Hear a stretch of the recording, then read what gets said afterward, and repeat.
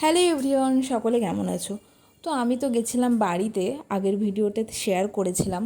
তো বাড়ি থেকে যখন আমি রুমে আসি তখন দেখি আমার পুরো ঘরের এরকম অবস্থা করে রেখেছে আমার বর। কী আর করব, কিছু বলে নেই। আমার দেখে পুরো মাথা গরম হয়ে গেছে, পুরো ঘর এলোমেলো।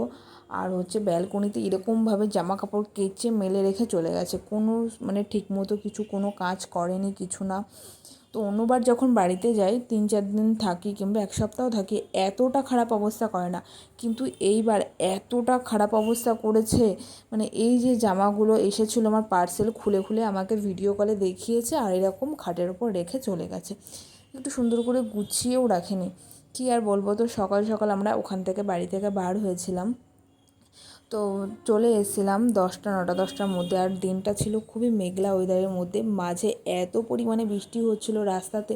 তারপরে কলকাতাতে আমাদের একটু ডাক্তার দেখানো ছিল, ডাক্তার দেখিয়ে তারপরে ওখান থেকে কিছু কেনাকাটা করে রুমে আসি আর কি। ও এসে তো আবার ডিউটি ধরবে, এসে আমাকে বলতে লেগেছে তাড়াতাড়ি একটু কিছু করে দাও, আমি খেয়ে ডিউটিতে যাব।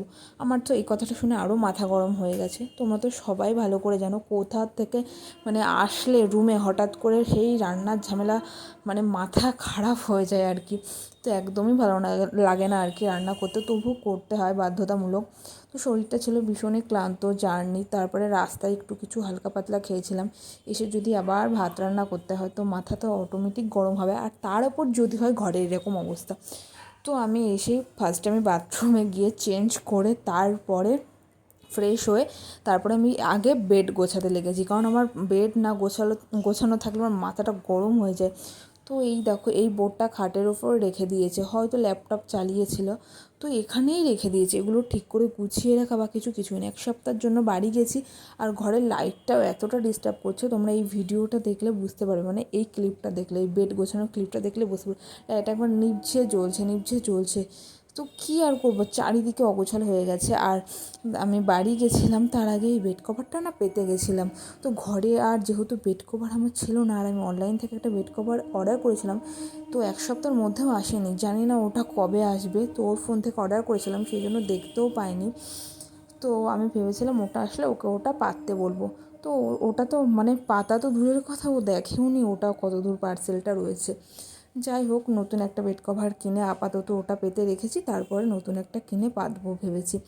তো দেখো, এই যে বলেছিলাম যে কলকাতাতে নেমেছিলাম, তো দেখতে পেয়েছিলাম তাল, আর আমার তো মাথা খারাপ করছে তালের বড়া করে কয়েকদিন ধরে। ও বড়া ভাজাভুজি একটু বেশিই পছন্দ করে, সেই জন্য এই যে তালটা আমি দিনের বেলায় দুপুরবেলায় ছাড়িয়ে রেখে দিলাম। ও যাবে ডিউটিতে, সেই জন্য প্রেশারে একটু ভাত বসিয়ে দিয়েছিলাম।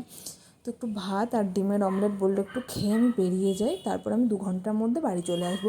যেহেতু আজকে খুব একটা ডিউটিও নেই, বললো একটা খুব একটা প্রয়োজনীয় ডিউটি নেই, তবুও যাবো আর আসবো। তাহলে আমি অল্প একটু কিছু বানিয়ে দিই, যেহেতু এত চটজলদি করছে। আর তালটা করে রাখলাম, আর বলছে এসে আমি বড়া খাবো, সেই জন্য আমি তালটা পুরোটা করলাম। তো বাড়ি ছিলাম না, বাইরের অবস্থাও খারাপ হয়ে গেছে। এটা হচ্ছে আমার রুমে ঢোকার একদম গেটের সামনে। তো এখানে বিড়ালে পটি করে অবস্থা পুরো খারাপ হয়ে গেছে। তো যেই রুমে থাকি তার মালিককে আমরা দেখালাম, তো উনি আমাদেরকে বললো যে মেনটেনেন্সের ভাড়া তোমরা দেবে না। তো কী আর বলবো, ও সামনে এরকম ব্লিচিং পাউডার দিয়ে রেখে দিয়েছে। আর বিড়ালের পটির গন্ধ এতটা বাজে, গেট খুলতে পারছে না, সত্যি কথা বলতে। বাড়ি না থাকলে কী দেখতে হয় আর কি। এইবার অবস্থাটা এতটা খারাপ হবে বুঝতে পারিনি, সেই জন্য না কোথাও যেতেও ভালো লাগে না। গিয়ে এসে আবারই ঘর গোছানো, আর এত বাজে অবস্থা হয়ে যায় না, প্রচুর মাথা গরম হয়ে যায়। তো আমি দেখো এই জলের বোতলটা কিনে এনেছিলাম কলকাতা থেকে, আমার খুব পছন্দ হয়েছিলো। যেহেতু আমার জল খাওয়ার টাইম ঠিকঠাক হয় না, তাই এই বোতলটার গায়ে না পুরো টোটাল টাইমটা লেখা ছিল। আর বোতলটা না খুবই সুন্দর ছিল। বোতলটা আমি কলকাতা থেকে কিনেছিলাম, আর বোতলটার দাম মাত্র 150 টাকা নিয়েছিল। তো এই যে অনলাইন থেকে এই যে ড্রেসগুলো অর্ডার করেছিলাম এসেছিলো, আমাকে ভিডিও কলে দেখিয়েছিল।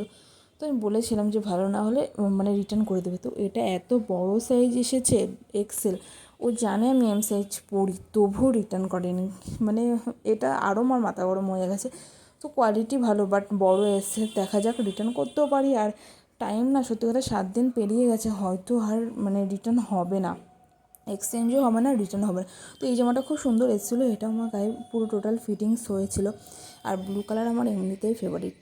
তো ভিডিওটা এই পর্যন্তই, কেমন লাগলো অবশ্যই জানিও কমেন্টে। এখনকার মতো বাই।